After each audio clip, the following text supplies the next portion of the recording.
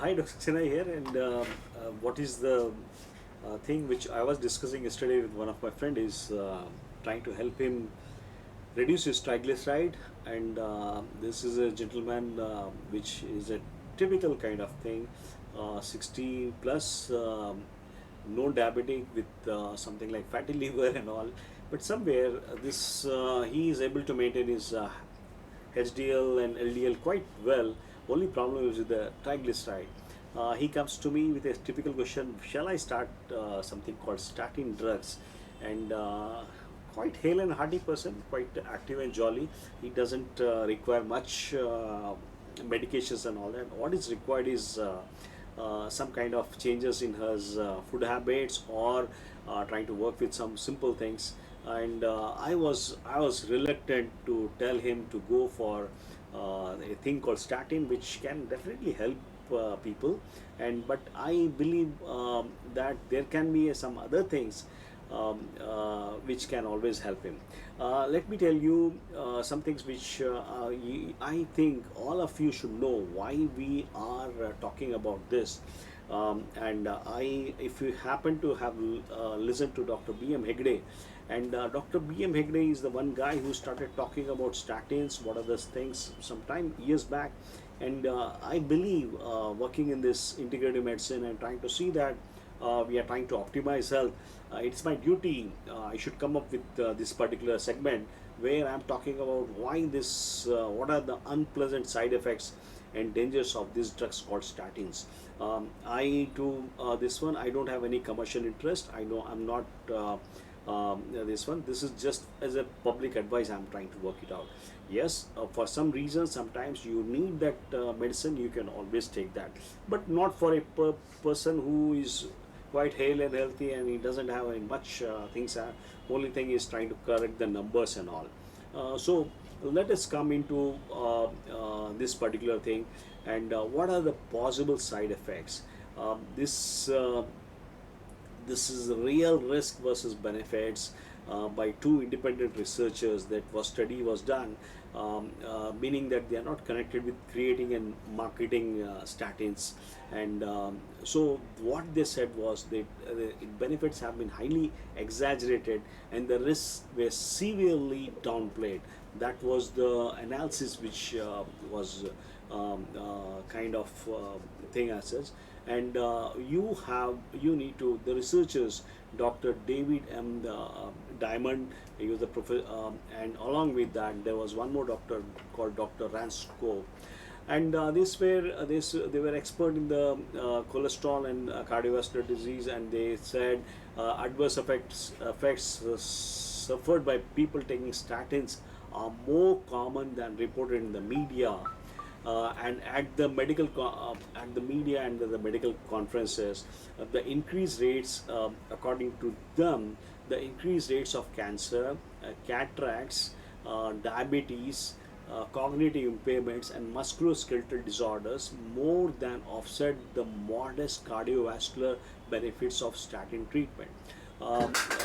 These inflated claims and minimized side effects have influenced prescribing practices. So, according to Diamond and Ransco, there is a great appeal. There is a great appeal to the public to take the pill that offers the promise of a longer life and to live heart attack free.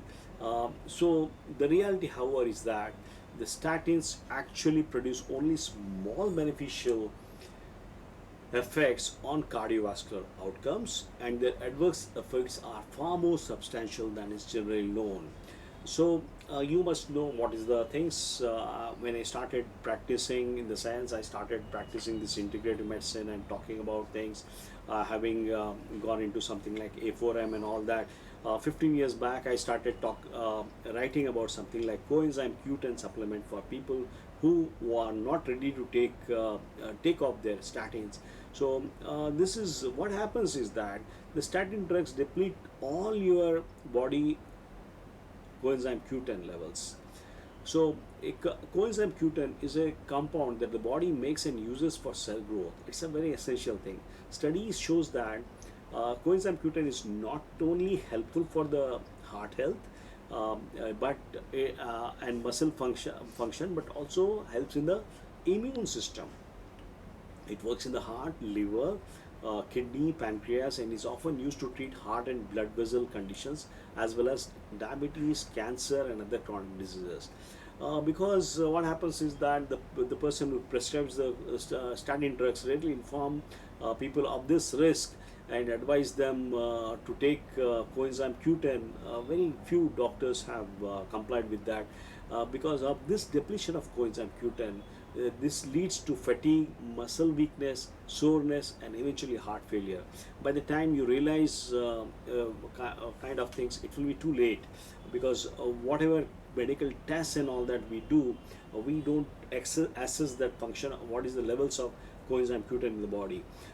And I can always tell you, people who are strictly vegetarians, they don't have that coenzyme Q10, because people who take red meat, they have good access to coenzyme Q10.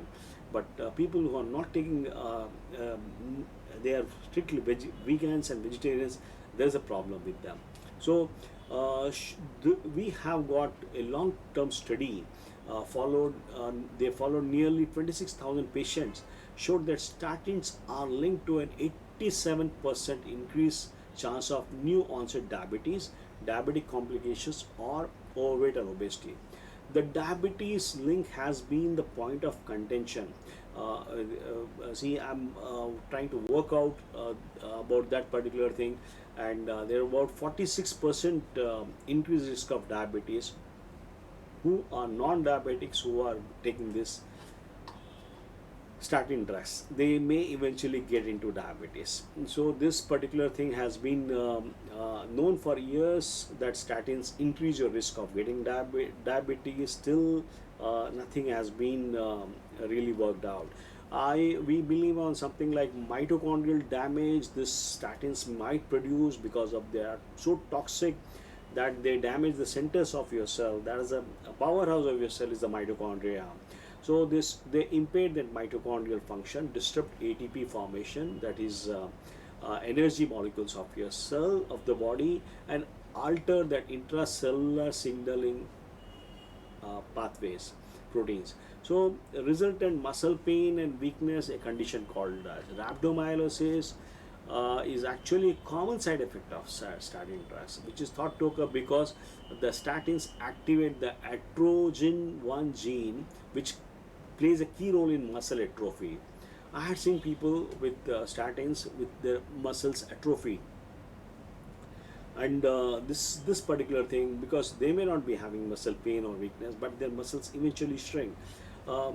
So that must, for the people who present with muscle pains and weakness, we used to tell them, okay, you might be some problem, you try to work with some painkillers and all that, but somewhere we don't have that access to the best facilities in the lab, which will show that this is because of the rhabdomyolysis, which is because of the statin drug. So having said that, apart from that, so this muscle weakness, as pain as well as weakness, can lead to, it is because of your body proteins are breaking down. There's a rhabdomyolysis which is happening, a condition which can destroy your kidney function. It is important to remember that heart is also a muscle too. That means very drugs that are supposed to helping your heart is also damaging it. People with long-standing kind of thing, they get into some kind of heart, there is a fibrosis, there is a muscle loss in the heart also which happens. So this is one thing which we believe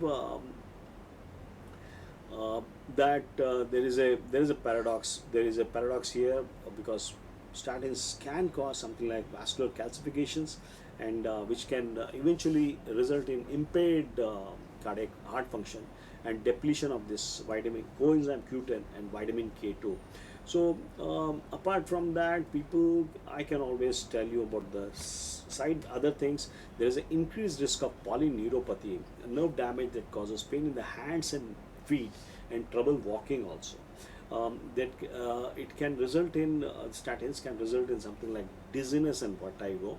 It can have an impact on cataract, early maturation of cataracts. In the sense, cataracts appear at a younger age. People may get into something like cognitive impairment, including memory loss. We had seen it is not always for every case, but there is a kind of this one. Potential increased risk of cancer has been described in the literature.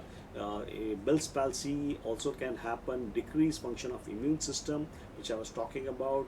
People get into depression, people can get into ALS, increased risk of, and the liver problems. This is because there is a potential increase in liver enzymes. So people taking statins must be regularly monitored for the normal liver function. So this memory loss was particularly concerning. It has been reported by Pfizer, which makes that Lipitor. The company advises patients that certain cognitive effects, especially memory loss and confusion, has been reported. The FDA notes that the reports relating to cognitive effects have generally not been serious, and the symptoms went away once the drug has no longer been taken, discontinued.